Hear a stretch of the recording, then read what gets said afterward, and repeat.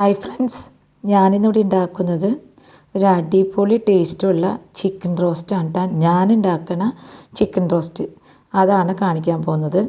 അതിന് വേണ്ടിയിട്ട് ഒരു ചീനച്ചട്ടി, നല്ല കട്ടിയുള്ള പാത്രം വേണം കേട്ടോ. അടികട്ടിയുള്ള ചീനച്ചട്ടിയാണ് ഈ റോസ്റ്റ് ഉണ്ടാക്കാൻ ഏറ്റവും ബെസ്റ്റ്. അത് കാരണം ചീനച്ചട്ടി തന്നെയാണ് എടുത്തേക്കുന്നത്. അതിലേക്ക് കുറച്ച് വെളിച്ചെണ്ണയാണ് ഒഴിച്ചേക്കുന്നത്. വെളിച്ചെണ്ണയിൽ ഉണ്ടാക്കിയാലാണ് ഇതിന് ടേസ്റ്റ് കൂടുതൽ കിട്ടുക. ഓയിൽ ഉപയോഗിച്ചാൽ കുഴപ്പമില്ല, പക്ഷേ വെളിച്ചെണ്ണയിൽ ഉപയോഗിച്ചാൽ നല്ല ടേസ്റ്റ് ആയിരിക്കും ഇതിന്. വെളിച്ചെണ്ണ ചൂടായിട്ടുണ്ട്. അപ്പം ഞാൻ ഇഞ്ചിയും വെളുത്തുള്ളിയും ചതച്ചതാണ് എടുത്തേക്കണേ. ഒരു 5-8 വെളുത്തുള്ളിയും ഒരു കഷ്ണം ഇഞ്ചിയും ചതച്ചതാണ് ഇട്ടേക്കണത്. അത് നന്നായിട്ടൊന്ന് മൂത്ത് വരണം. അതിലെ പച്ചമണമൊക്കെ മാറി ഒന്ന് മൂത്ത് വരണ വരെ നമുക്ക് ഇളക്കി കൊടുക്കാം കേട്ടോ. ഇത് നാടൻ റോസ്റ്റ് എന്നൊക്കെ പറയില്ലേ, അതാണ് കേട്ടോ.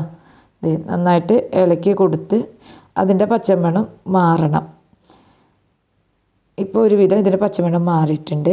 അപ്പം ഞാൻ അതിലേക്ക് ഒരു 3 പച്ചമുളക് ചെറുതായിട്ട് കുരുകുരുന്നരിഞ്ഞതാണ് അതിട്ട് കൊടുത്തിട്ടുണ്ട്. അതുപോലെ കുറച്ച് കറിവേപ്പില ഇട്ട് കൊടുത്തിട്ടുണ്ട്. എന്നിട്ട് ഒന്നും കൂടി ഇളക്കി അതിൻ്റെ ഒന്ന് പച്ചമണമൊക്കെ മാറി വരണം. അതുവരെ നമുക്കൊന്ന് ഇളക്കണം. ഞാൻ ഫുൾ വീഡിയോ കാട്ടണില്ലേ, കുറച്ചേശ്ശെ കാട്ടണേ. അതും വാടിയിട്ടുണ്ട്. അപ്പം നമുക്ക് അതിലേക്ക് ഞാൻ ഒരു 4 സവോള എടുത്തിട്ടുണ്ട്. 4 സവോള ചെറുതായിട്ട് അരിഞ്ഞതാണ് കേട്ടോ. അതായത് ഞാൻ ചോപ്പറിലിട്ടിട്ട് കുരുകുരുന്ന് അരിഞ്ഞതാണ്. അതാണ് ഞാൻ ഇവിടെ ചെയ്യാറ്. എനിക്ക് ഇത്തിരി ഗ്രേവി വേണം, അത് കാരണമാണ് 4 സവോള എടുത്തത്. നിങ്ങൾക്ക് ഗ്രേവി കുറവ് മതിയെങ്കിൽ സവോള കുറച്ചിടാം. എന്നിട്ട് പാകത്തിന് ഉപ്പിട്ട് കൊടുക്കാം. ചിക്കനിലേക്കും കൂടിയുള്ള ഉപ്പ് എന്നുള്ള രീതിയിൽ നമുക്ക് ഉപ്പിട്ട് കൊടുക്കാം. എന്നിട്ട് ഈ സവോള നന്നായിട്ട് വാടണം. അതുവരെ നമുക്ക് ഇളക്കിക്കൊണ്ടിരിക്കണം. അതിനുവേണ്ടി ഞാൻ ആദ്യം അടച്ച് വെച്ചിട്ട് ഒരു 10 മിനിറ്റ് നേരം കഴിയുമ്പോൾ തുറന്ന് നോക്കുകയാണ് ചെയ്യുന്നത്. ഇപ്പോൾ ഒരുവിധം വാടിയിട്ടുണ്ട്. നമുക്ക് ഒന്നും കൂടി ഒന്ന് ഇളക്കി കൊടുത്ത് അടിയിൽ പിടിച്ചതൊക്കെ ഒന്ന് കുത്തി ഇളക്കി കൊടുക്കണം കേട്ടോ. കൂടുതൽ വെളിച്ചെണ്ണ ഞാൻ ഒഴിച്ചിട്ടില്ല, അത് കാരണമാണ്. നമ്മൾ വീട്ടാവശ്യത്തിന് കൂടുതൽ വെളിച്ചെണ്ണ ഒഴിക്കണ്ടല്ലോ എന്ന് വെച്ചിട്ടാണ് ഇങ്ങനെ ചെയ്തത്. ഇപ്പം നടു ഞാൻ എന്നിട്ടൊന്ന് നീക്കിയിട്ട് അതിൽ കുറച്ച് വെളിച്ചെണ്ണ ഒഴിച്ചു കൊടുക്കാം. ഈ നടു നീക്കിയിട്ട് അതിൽ കുറച്ച് വെളിച്ചെണ്ണ ഒഴിച്ചു കൊടുക്കാം. എന്നിട്ട് നമുക്ക് അതിലേക്ക് പൊടികളിടാം കേട്ടോ. കുറച്ച് വെളിച്ചെണ്ണ അതിലേക്ക് ഒഴിച്ചു കൊടുത്തു.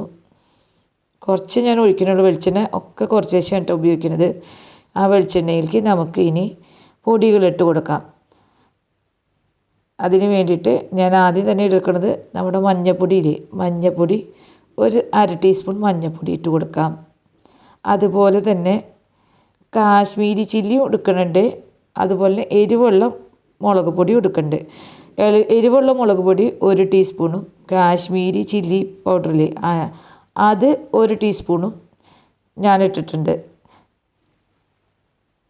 അതുപോലെ തന്നെ നമ്മുടെ മല്ലിപ്പൊടി ഞാൻ 2 ടേബിൾ സ്പൂൺ ഇടുന്നുണ്ട് കേട്ടോ. 2 ടേബിൾ സ്പൂൺ മല്ലിപ്പൊടി ഇടുന്നുണ്ട്. പിന്നെ ഞാൻ ഇടണത് ഞാൻ വീട്ടിൽ തന്നെ പൊടിച്ച് വെച്ചിട്ടുള്ള ചിക്കൻ മസാലയാണ് കേട്ടോ ഇടണത്. അത് നിങ്ങളുടെ കയ്യിൽ ഉണ്ടെങ്കിൽ നിങ്ങൾ ഏത് മസാല ഇട്ടാലും കുഴപ്പമൊന്നുമില്ല. ഞാൻ വീട്ടിൽ തന്നെ ഞാൻ പൊടിച്ച് വെച്ചിട്ടുള്ള ഒരു മസാലയുണ്ട്, അതാണ് കേട്ടോ ഞാൻ ഇട്ടേക്കണത്. 1 ടീസ്പൂൺ ഇട്ടിട്ടുണ്ട്. ഇനി ഈ പൊടികളെല്ലാം ഇതിൽ കിടന്ന് നന്നായിട്ട് മിക്സ് ആവണം. അതിന് വേണ്ടിയിട്ട് നമുക്കിതൊന്ന് ഇളക്കി കൊടുത്ത് ഈ പൊടികളൊക്കെ ഒന്ന് മൂത്ത് വരണം. അതുവരെ നമുക്ക് നന്നായിട്ട് ഇത് ഇളക്കിക്കൊണ്ടിരിക്കണം കേട്ടോ. നന്നായിട്ട് ഇളക്കണം. ഇളക്കി പൊടി മൂത്താലാണ് കറിക്ക് ടേസ്റ്റ് വരുള്ളൂ. അത് കാരണമാണ് നന്നായിട്ട് ഇളക്കി നന്നായിട്ട് പൊടി മൂത്ത് വരുമ്പോൾ നല്ലൊരു മണം വരും. അത് മൂത്ത് കഴിയുമ്പോൾ നമുക്ക് കുറച്ച് കുരുമുളകും കൂടി ഇടാം, പൊടി എരിവിന് വേണ്ടിയിട്ട്. 1 ടീസ്പൂൺ എരിവുള്ള മുളക് പൊടി ഞാൻ ഇട്ടിട്ടുള്ളൂ, അത് കാരണമായിട്ട് കുറച്ച് കുരുമുളക് പൊടിയും കൂടി ഇട്ടത്. എന്നിട്ട് നന്നായിട്ടൊന്ന് ഇളക്കി അതൊന്ന് മൂത്ത് വരുമ്പോൾ നമുക്ക് അതിലേക്ക് ഒരു തക്കാളി മിക്സിയിൽ അരച്ചതാണ് അതിട്ട് കൊടുക്കാം. 1 തക്കാളിയാണ് അരച്ചെടുത്തേക്കണത്. അതും കൂടി ഒഴിച്ച് ഒന്നും കൂടി അതിൻ്റെ ഇളക്കി കൊടുത്തിട്ട് ഇനി നമുക്ക് ഇതിലേക്ക് കുറച്ച് വെള്ളം ഒഴിച്ച് കൊടുക്കാം. കുറച്ച് വെള്ളം ഒഴിച്ച് കൊടുത്ത് ഇത് നന്നായിട്ട് ഇളക്കി ഒന്ന് മിക്സ് ആവാൻ വേണ്ടിയിട്ടാണ് ഞാൻ വെള്ളം ഒഴിച്ച് കൊടുക്കുന്നത്. നന്നായിട്ട് ഇളക്കി അതൊന്ന് മിക്സാക്കി അതിലെ വെള്ളം ഒന്ന് റെഡി ആവണം. ഇപ്പം ഇതിൽ ഇത്തിരി കൂടി വെള്ളം കുറവുണ്ടായിരുന്നു, അത് കാരണം ഞാൻ കുറച്ചും കൂടി വെള്ളം ഒഴിച്ചു. എന്നിട്ട് ഈ ചിക്കൻ പീസ് നമുക്ക് ഇതിലേക്ക് ഇട്ട് കൊടുക്കാം. ആദ്യം ഒഴിച്ചപ്പോൾ ഇത്തിരി വെള്ളം കുറവുള്ളത് കൊണ്ടാണ് കുറച്ചും കൂടി വെള്ളം ഒഴിച്ച് കൊടുത്തത് ഞാൻ. എന്നിട്ട് നമ്മുടെ കയ്യിലുള്ള ചിക്കൻ പീസ് അതിലേക്ക് ഇട്ട് കൊടുത്തിട്ട് നന്നായിട്ട് മിക്സ് ചെയ്യാം. ഈ ചിക്കൻ ഇതിൽ കിടന്നിട്ട് വെന്ത് വരണ്ട് വരണം, അതിന് വേണ്ടിയിട്ടാണ് നമ്മൾ ചെയ്യണത്. നന്നായിട്ട് മിക്സ് ചെയ്തിട്ട് ഇനി അടച്ച് വെച്ച് നമുക്ക് വേവിക്കാം.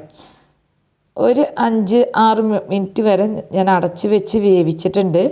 എന്നിട്ട് തുറന്ന് നോക്കാം. ഇനി നമുക്ക് അടച്ച് വെച്ച് വേവിക്കേണ്ട, ചിക്കനിലത്തെ വെള്ളം കൂടി ഇറങ്ങിയിട്ടുണ്ട്. ഇനി നമ്മൾ ഇളക്കി കൊടുത്ത് ഇത് വറ്റിച്ചെടുക്കണം. അത് നമ്മൾ ഇടയ്ക്കിടയ്ക്ക് നമ്മൾ ഇളക്കിക്കൊണ്ടിരിക്കണം. ഒരു 5-10 മിനിറ്റ് നേരം ഇളക്കിയാൽ തന്നെ മാത്രമേ ഇത് ആ ലെവലിൽ വരുള്ളൂ. അത് കാരണം തുറന്ന് വെച്ച് വേവിച്ചാൽ മതി, അല്ലെങ്കിൽ വേവ് കൂടി പോവും. അത് കാരണം ഞാൻ ചിക്കൻ തുറന്ന് വെച്ചിട്ടാണ് ഇളക്കി കൊടുത്ത് വേവിച്ചത്. നല്ല ടേസ്റ്റുള്ള ചിക്കനാണ്, എല്ലാവരും ഉണ്ടാക്കി നോക്കണം കേട്ടോ. അങ്ങനെ ഇളക്കി കൊടുത്ത് ഇതിൻ്റെ വെള്ളം വറ്റി ഒരുവിധമായിട്ടുണ്ട്, കണ്ടില്ലേ. ഇനി ഇത് ഇരുന്നിട്ടുണ്ടെങ്കിൽ ചട്ടിക്ക് ചൂടുള്ളതുകൊണ്ട് പെട്ടെന്ന് ഇത് വറ്റിപ്പോവും. ഇതിന് ഒരു 5 മിനിറ്റും കൂടി നേരം കഴിഞ്ഞപ്പോൾ റെഡി ആയിട്ടുണ്ട്. ഞാനിത് തീ ഓഫ് ചെയ്തിട്ടുണ്ട്. കണ്ടില്ലേ, നമ്മുടെ ചിക്കൻ വരട്ടിയത്, അടിപൊളി ചിക്കൻ വരട്ടിയതാണ്, റെഡി ആയിട്ടുണ്ട്. എല്ലാവരും ഉണ്ടാക്കി നോക്കണം കേട്ടോ. വളരെ സിമ്പിളാണ്, നല്ല ടേസ്റ്റാണ്. പണ്ട് കാലത്തെ കാരണവന്മാരുണ്ടാക്കുന്ന ചിക്കൻ റോസ്റ്റ് ഇങ്ങനെയാണ്. എല്ലാവരും ഉണ്ടാക്കണേ.